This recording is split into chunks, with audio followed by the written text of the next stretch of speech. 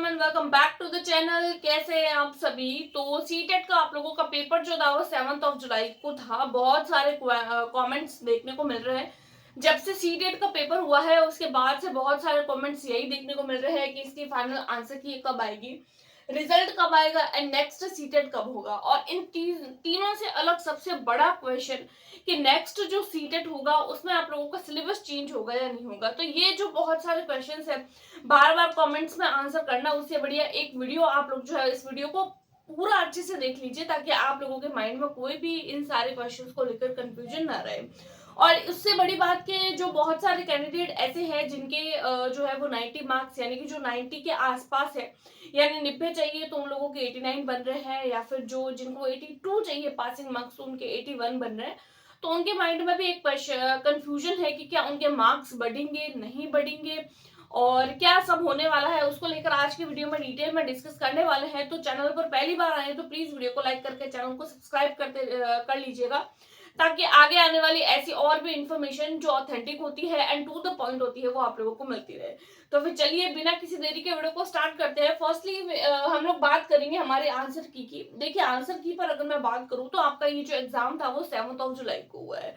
और अगर हम लोग प्रीवियस एग्जाम के बारे में देखें तो जब जब आप लोगों के एग्जाम होता है उसके लगभग 15 से 20 दिन के अंदर अंदर आप लोगों को इसके आंसर की देखने को मिल जाती है।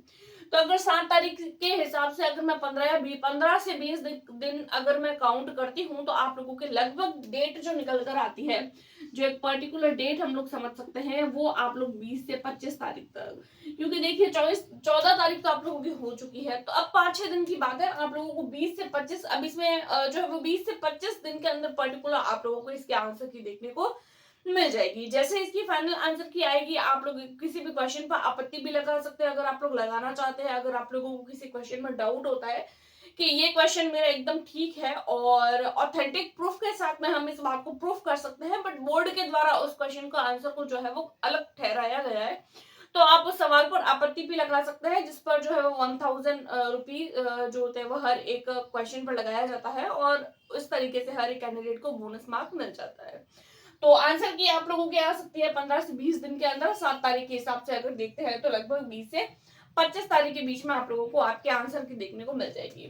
सेकंड हम लोग बात करते हैं इसके रिजल्ट को लेकर। तो देखिए जब जब एग्जाम होता है ना तो उसके लगभग जो है हम लोगों को 1 महीने के बाद में लगभग रिजल्ट देखने को मिल जाता है। यानी कि अगर आप लोगों के 7 जुलाई को पेपर हुआ है, यानी कि अगर जुलाई के फर्स्ट 10 डेज में आप लोगों के एग्जाम हुआ है तो अगस्त के फर्स्ट 10 डेज में आप लोग याद रखिएगा ये पर्टिकुलर डेट आप लोगों को देखने को मिलेगी। अगस्त के लगभग जो है वो 10 तारीख से पहले पहले आप लोगों को रिजल्ट जो है वो देखने को मिल जाएगा। अगस्त आएगा, अगस्त के स्टार्टिंग में या फिर 1, 2, 3, 1 से 10 तक किसी भी डेट पर आप लोगों को रिजल्ट देखने को मिल जाएगा। तो इसको लेकर आप लोगों को कोई डरने की जरूरत नहीं है कि कब आएगा कैसे होगा। तो जो भी टाइम, क्योंकि अब जो सीबीएसई है वो अपनी हर चीज जो है वो एकदम टाइम पर कर रही है, टाइम पर नोटिफिकेशन निकालना, टाइम पर आप लोगों के जो है वो आंसर की आती है, टाइम पर रिजल्ट आता है और कोई गड़बड़ भी नहीं हो रही है एग्जाम को लेकर। तो सारी इन्फॉर्मेशन जो है वो एकदम टू द पॉइंट एंड सारी की सारी जो चीजें हैं वो सिस्टमैटिक तरीके से सीबीएसई द्वारा कंडक्ट करवाई जा रही है। नेक्स्ट हम लोग देखते हैं कि नेक्स्ट सीटेट आप लोगों का जो है वो कब होगा। तो देखिए अगर मैं नेक्स्ट सीटेट की अगर मैं बात करूं तो देखिए लास्ट टाइम अगर हम लोग बात करें तो नेक्स्ट सीटेट का जो नोटिफिकेशन है वो आप लोगों को जैसे जुलाई में ये पेपर हुआ है, अभी का ये जो पेपर था वो ऑफलाइन मोड पर था। और जब जब पेपर ऑफलाइन मोड में होता है तो हमको पता है कि ये जो सीटेट का पेपर होता है वो साल में 2 बार होता है। और जब ये पेपर ऑफलाइन मोड पर होता है ना, ऑफलाइन मोड का पेपर साल में 2 बार होता है। अगर जुलाई में पेपर होता है तो जुलाई अगस्त में पेपर होता है तो सेकंड शिफ्ट का उसी साल का पेपर आप लोगों को दिसंबर या जनवरी में देखने को मिलता है।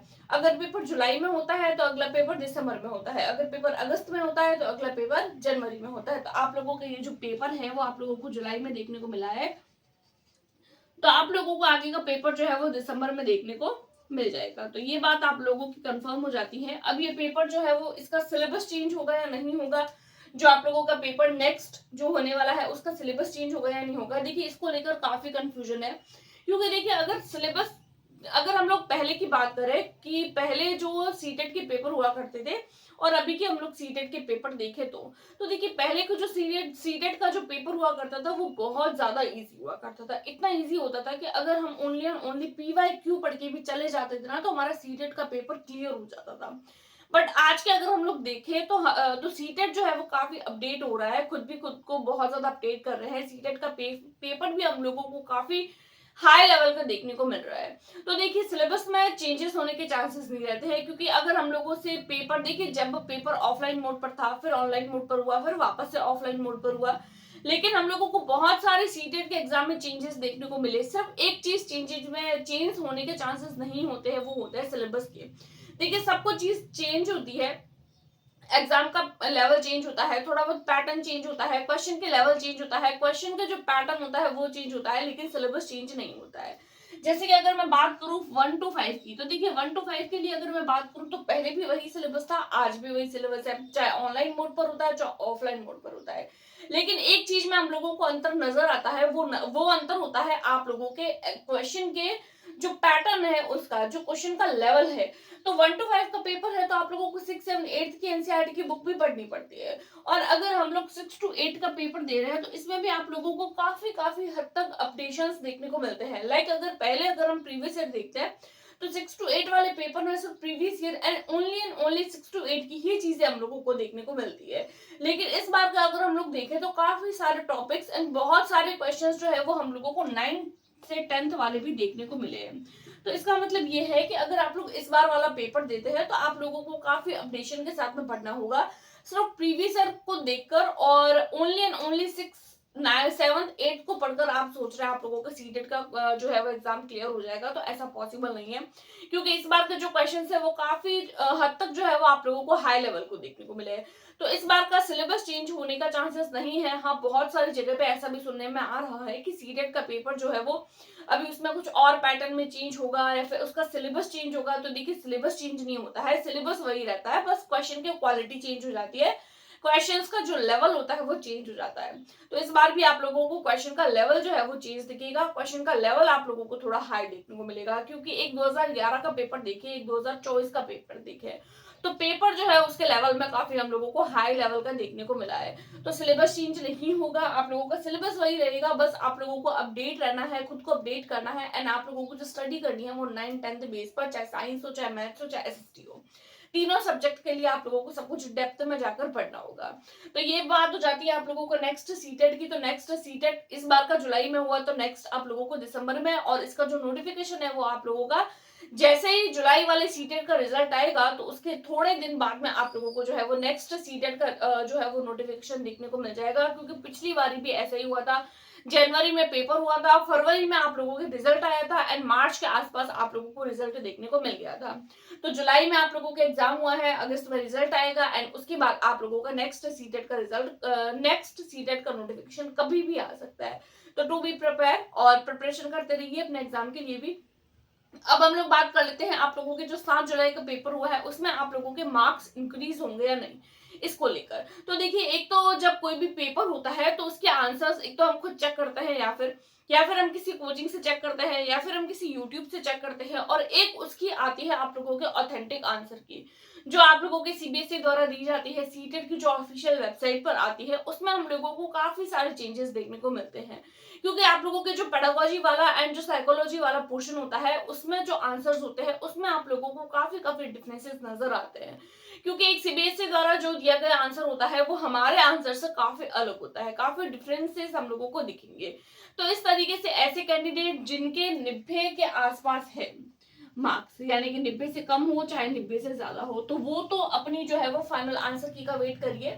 अब मान लीजिए आप लोगों के जो है वो 88 बन रहे हैं या 87 बन रहे हैं, या फिर अगर आप लोगों के इस तरीके से कुछ मार्क्स बन रहे हैं, तो हो सकता है कि आप लोगों ने जहां से अपना आंसर चेक किए हो एंड आप लोगों के जो ऑफिशियल आंसर की हो उसमें आप लोगों को 3 से 4 मार्क्स का जो है वो डिफरेंस नजर आ जाए और आप लोग जो है वो पास हो जाए।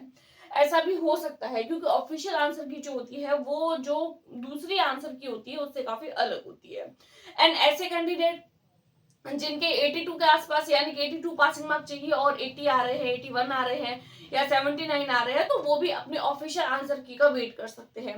और ऐसे कैंडिडेट जो बहुत ज्यादा जो है वो कम है, जैसे कि देखिए मान लीजिए आप लोगों को 90 मार्क चाहिए और आप लोगों के ओनली 70 नंबर बन रहे हैं, मान लीजिए, तो देखिए 70 से अब आप लोगों के 90 मार्क्स तो नहीं हो सकते, तो आप लोग ऑब्वियसली दिसंबर वाले सीटेट के लिए प्रिपेयर कर सकते हैं। ऐसे कैंडिडेट वेट ना करें कि उनके 20 मार्क्स इंक्रीज हो जाएंगे, तो कभी भी इतने मार्क्स इंक्रीज नहीं हो सकते हैं। वेट सब जो है वो वही कैंडिडेट कर सकते हैं कि उनके पास होने की उम्मीद ऐसी कैंडिडेट की हो सकती है जो लगभग पासिंग मार्क्स के आसपास होते हैं। हो सकता है आप लोगों के 3-4 या दो तीन नंबर आप लोगों के बढ़ जाए और आप पास हो जाए, लेकिन जो बहुत ज्यादा कम है तो वो आप लोग वेट मत करिए कि आप लोगों के मार्क्स बढ़ेंगे। आप लोग जो है वो नेक्स्ट सीटेट जो दिसंबर में होने वाला है उसके लिए आप लोग प्रिपेयर कर सकते हैं। पहली बात तो हो जाती है ये। सेकंड बात अगर मैं करूं कि ऐसे कैंडिडेट जो जो अपने पासिंग मार्क्स से बहुत ज्यादा ज्यादा नंबर ले आए हैं, यानी कि 90 नंबर चाहिए, अगर ऐसे कैंडिडेट है जिनके 110 आ रहे हैं, 120 आ रहे हैं, 130 आ रहे हैं, तो देखिए उनको ऐसा लग रहा है कि अगर हमारे नंबर कम हो गए तो देखिए अगर 2 या 3 मार्क्स कम हो भी जाते हैं तो आप मान लीजिए आप लोगों के 110 नंबर बन रहे हैं। अब आप लोगों को ये डर है कि फाइनल आंसर की में आप लोगों के नंबर क्योंकि बढ़ गए तो कोई चिंता नहीं है, अगर घट गए तो देखिए आप लोगों के 110 नंबर ऑलरेडी है। अगर घट भी गए तो 107 होंगे, 108 होंगे, 109 होंगे, लेकिन आप पास तो रहेंगे ही ना।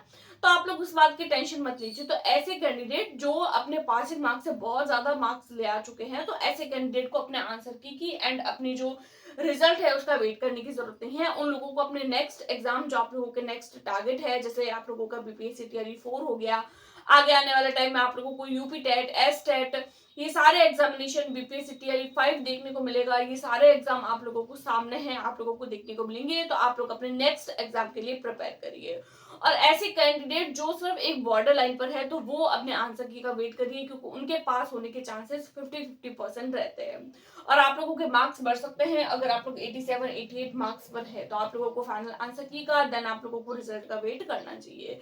अदरवाइज ऐसे कैंडिडेट जो बहुत ज्यादा कम मार्क्स पर है, तो आप लोगों को अपने नेक्स्ट सीटेट के लिए प्रिपेयर करना चाहिए। तो ये छोटी सी इन्फॉर्मेशन मुझे आज के वीडियो में देनी थी। आई होप आप लोगों को वीडियो पसंद आई होगी। Do like, subscribe and share. Thanks for watching.